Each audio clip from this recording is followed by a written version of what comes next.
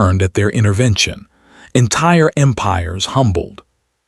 "Fabrications," came the reply. "Stories to frighten fledgling civilizations into obedience." It was decided, again, as it had countless times before, that humans did not exist.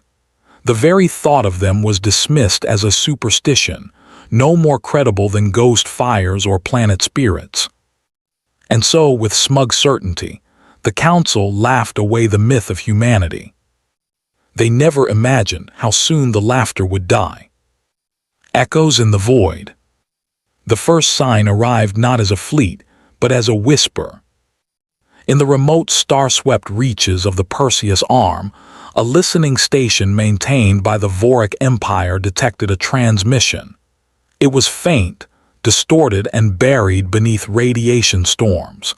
But the carrier frequency, it matched nothing in the Union's registry. When decoded, fragments emerged, harsh, guttural syllables strung together with iron precision. No known tongue, yet oddly familiar.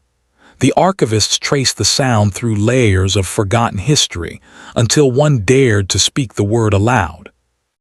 Terran.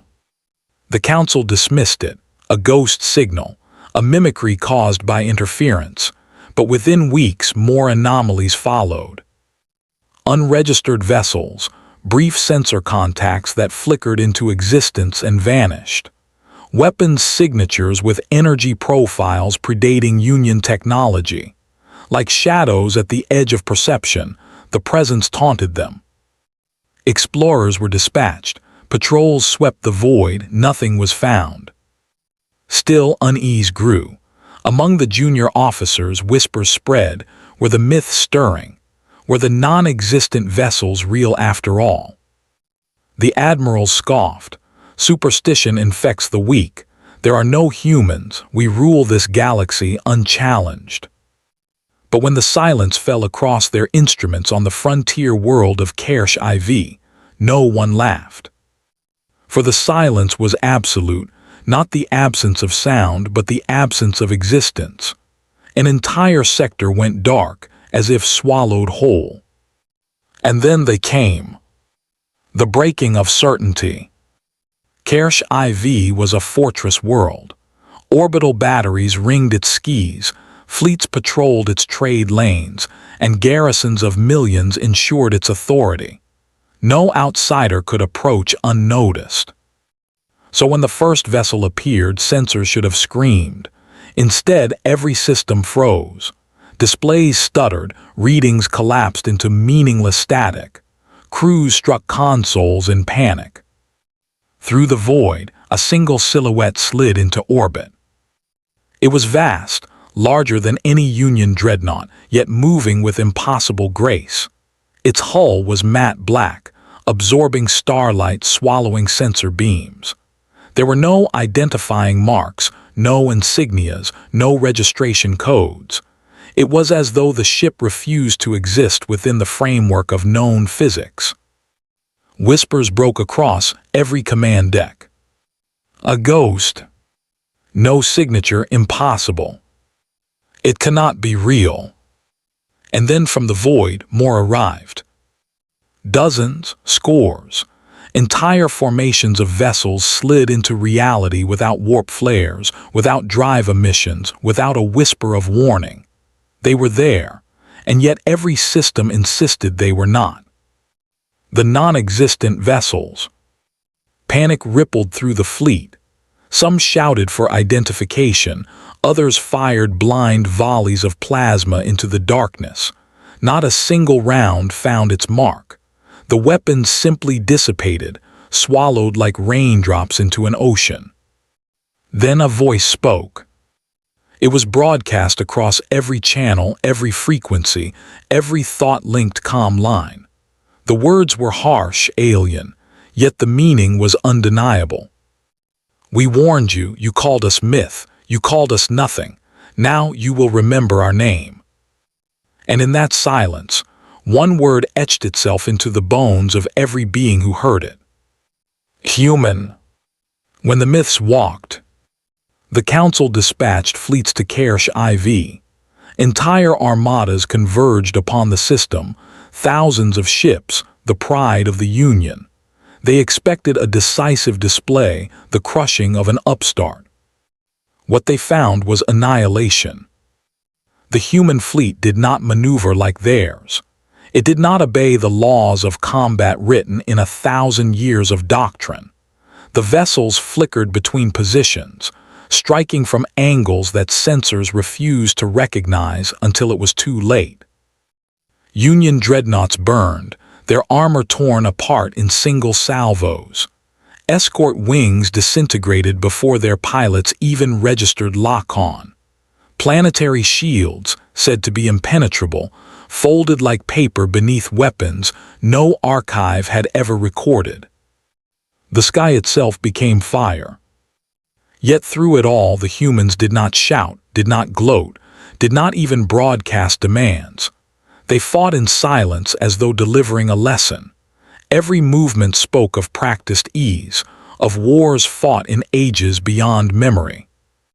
Within hours, the Union's greatest fortress lay in ruins, its fleet scattered, its worlds trembling. For the first time in millennia, the galaxy knew fear. The myths were not only real, they were unstoppable. The silence after. The council reconvened in the Hall of Concord, but the chamber, once filled with laughter and arrogance, now stood hushed. No delegate dared mock, no scholar dared deny. Every mind echoed with the image of vessels that could not be tracked, fleets that should not exist, and a single word spoken across the stars. Human. No ultimatum followed, no treaty, no conquest. The humans had come, shattered certainty, and then vanished once more into the dark. But the silence they left behind was deafening. Now, in the shadowed corners of every world, the whispers spread.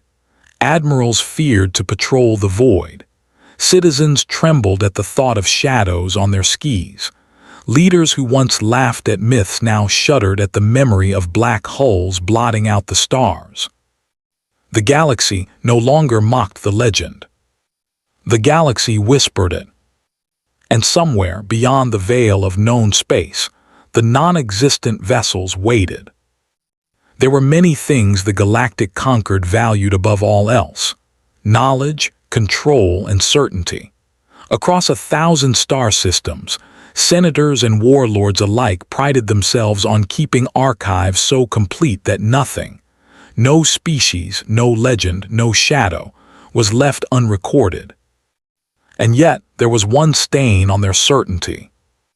Humans. Not that anyone believed in them. The Terran myths, as scholars mockingly labeled them, were considered bedtime stories for primitive colonies, whispered across trading hubs and military academies. A species that had burned bright in some forgotten corner of the spiral arm, only to vanish without a trace. Some said they had annihilated themselves. Others claimed they never existed at all, only dreamed into being by desperate outliers who wanted to believe in invincible allies. At the Concord War College, cadets chuckled whenever human vessels were mentioned in historical footnotes. Ships so fast they left no wake, weapons so precise they could silence entire fleets, captains who walked into the void with nothing but determination and returned victorious. The professors always waved the stories away. Ghost fleets, they scoffed. Fairy tales, they muttered. Non-existent vessels. The galaxy laughed, and once laughter becomes tradition, it takes on the weight of law. The signal that should not have been. It began in the outer fringe, where silence usually reigned. Patrol stations there were accustomed to hearing nothing but static, the faint hum of dying stars, and the lonely signatures of dust barges. But one night cycle, a signal came through. Not a distress beacon, not a broadcast of trade routes, something stranger, an encrypted pulse buried in layers of interference as though deliberately concealed. the outpost commander of Harrow's Edge, a weary Kethar veteran with too many scars to care about myths, squinted at the console. "This code," he whispered, "it doesn't match any Concord encryption." His junior officer tilted her head. "What then? A rogue fleet? Pirates?" The commander frowned. "No, this is older, much older." The word spread like wildfire. Soon, archivists were pulled from their dust-filled chambers, and signal experts replayed the pattern endlessly. Finally, one scholar, a Dranthi historian who had wasted her career